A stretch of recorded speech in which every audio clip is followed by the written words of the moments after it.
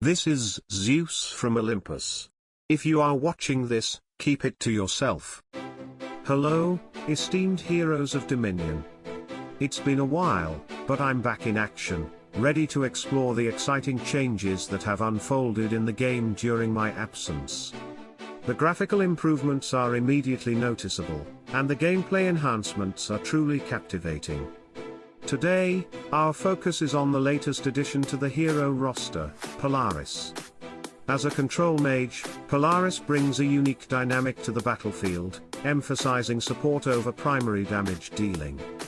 Join me as we delve into Polaris's skills, strategic roles, development strategies, and how she holds up against purported hard counters.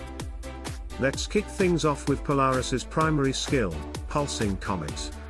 This ability deals damage to the entire enemy team, with a particular emphasis on frontline heroes.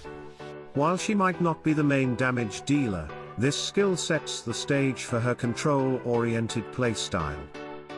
Polaris's green skill, Glacial Fortress, is where things get interesting. This skill creates an ice barrier that not only provides protection but also serves as an energy booster. When enemies strike the barrier, Polaris gains a 10% energy bonus per hit.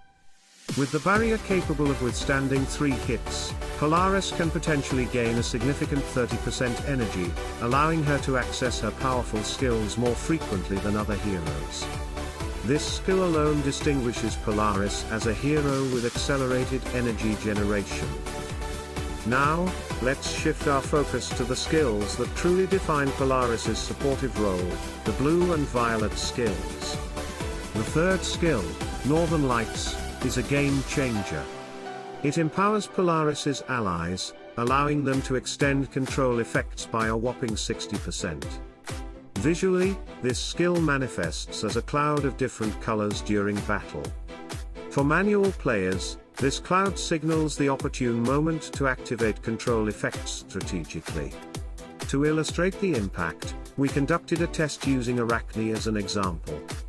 Arachne's hyper jump skill stuns enemies for 5 seconds, but with Mara's pet patronage, this duration jumps to 15 seconds. Introducing Polaris into the mix with Northern Lights extends Arachne's stun by an additional 9 seconds, bringing the total to an impressive 24 seconds. This synergy showcases Polaris's ability to enhance the control capabilities of other heroes, making her an ideal companion for various team compositions. Polaris's violet skill, True Freeze, is another powerful asset. Activated when Pulsing Comet or Glacial Fortress explodes, it inflicts a True Freeze status on affected enemies for 3 seconds. During this time, enemies are stunned and receive 140% more magic damage. In a practical demonstration with Orion, his damage output from a single rocket surged from 66k to an astounding 160k when supported by Polaris's True Freeze Violet skill. When it comes to developing Polaris, prioritizing her blue and violet skills is crucial. The beauty of these skills lies in their independence from health or magic attack stacks. This makes them relatively easier to level up, requiring only gold investments. After boosting her health and armor to enhance her survivability, the first artifact to focus on is magic penetration. Every time Polaris uses her Pulsing Comet, the magic penetration effect is activated, benefiting not only her but also amplifying the damage output of other mages in the team. Now, let's explore the strategic ways to utilize Polaris on the battlefield. There are 2 primary approaches, control support and damage support. In a control support role, pair Polaris with another control hero, ensuring that Mara's patronage is directed toward the chosen hero, not Polaris. This setup maximizes the control capabilities of the team. On the other hand, if you aim to boost overall team damage, use Mara's pet to patronize Polaris. This extends the duration of True Freeze to 9 seconds instead of the base 3 seconds, providing more time for the 140% magic damage increase to wreak havoc on enemies.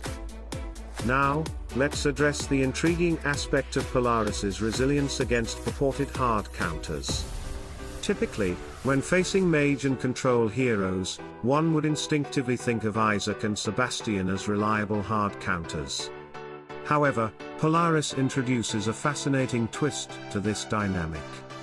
Surprisingly, Polaris doesn't significantly boost Isaac's energy bar, and her first skill, Pulsing Comet, inflicts higher magic damage, making her less susceptible to Isaac's energy depletion effects. Moreover, her blue and violet skills operate passively, further mitigating the impact of debuffing strategies. Sebastian's shield debuff, a mechanism that traditionally dissipates before the 15th attack, encounters a fascinating hurdle when confronted by Polaris.